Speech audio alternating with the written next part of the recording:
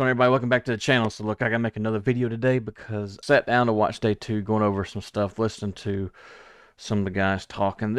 I'm not sure what this gentleman's title is. His name is Don Grissom, and the other man next to him is named Matt. I'm not sure his last name is, but they work in the diesel shop.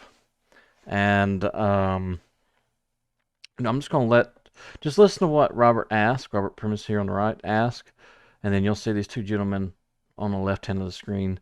They'll answer, and just listen to what they have to say. It's so sad that I have to post this video, but for all the new guys and girls coming in, you need to see this. You need to see it. No matter what I say or what anyone else says, these guys, Mr. Grissom, I think he said he's been working for 42 years. Let's take a listen. Has had on labor and what you think it's going to have, what effect it's going to have on hiring and retention going forward. Robert, and I hope you're feeling okay. So right now that policy is being applied most heavily to the operating crafts, which none of us here represent. So I don't know if there's still anybody here from SMART or BL you could talk to it. Okay, but so that, you could get that answer there. But look, basically, that's a policy of saying we can't retain people, we can't hire people, so whoever's here is going to work all the time. Yeah. He's referring to the high-vis policy that BNSF just put into effect a couple months back. I mean, do you see that policy actually bleeding over to you guys at all, or? Sure, I'm sure they will. Yeah. Okay. And my last question is for Matt. You said that these are the two gentlemen I believe you said I'm second talking generation railroader. Is that correct? Yes. On the left is Yes, Matt, sir. on the right is Don Grissom. And I'm the gentleman next to you. I'm sorry. No, not Rich. But there we go. Next to me is Don Grissom.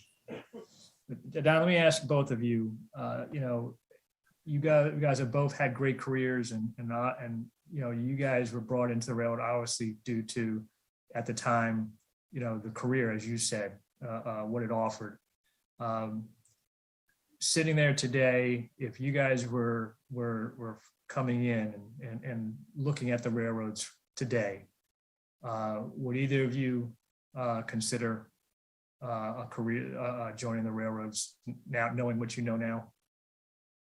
No, I don't think so. It has drastically changed. The morale is, it's beyond low. But I think what's probably the best telling with that is all of the incentive programs that the railroads are coming up with to try to encourage their current workforce to refer people for employment. And if you follow much on social media, I think the railroads have a hard time finding current members of their labor force that want to recommend their peers to come into this work environment. Just for example, let's just see. Let's look at a Norfolk Southern post here. We're hiring. Our conductors move the goods of the nation's economy. Annual pay $52,000 a year. 652 comments. Let's just look at some of these. Well, first, there's me. If you want to know what you're getting yourself into, there you go. All right. Norfolk Southern, you misspelled hire to fire wrong. What was all that one-man cruise talk? I don't think the shareholders would be pleased to play the new conductor classes. Think the financial implications. Every class wants higher insurance services. Precision railroading is not very precise. Treat employees better and you'd retain more. Crazy idea. Maybe treat your current employees better and you wouldn't experience shortages that you are right now. Go ahead if you want to be treated like a third-class citizen. You see? Perfect example. If you follow social media much, you realize. Anyways, let's get back to Matt and Mr. Grissom. And I have to agree with Matt. I believe this is the only industry what trains you how to inspect a car, to find a defective car. These are Carman, so remember that. This isn't T&E Transportation. This is Carman. And when you perform your work, they want to fire you for it. And the intimidation and the scare tactics is, you know, we're not in the business of repairing freight cars. We're in the business of moving freight. But under the federal regulations, they have to be repaired. If there's a defect, what's going to cause a derailment? This is our craft. This is what the railroad trains us to do. And then when we do our job, they want to charge us. And there's cases where people have been taken out of service, and we eventually get them back through the arbitration after 2 years. But meanwhile, 2 years, they're out of work and they're not paying their bills. They might get back pay. What do they do for them 2 years? And then this intimidates everybody else from doing their job.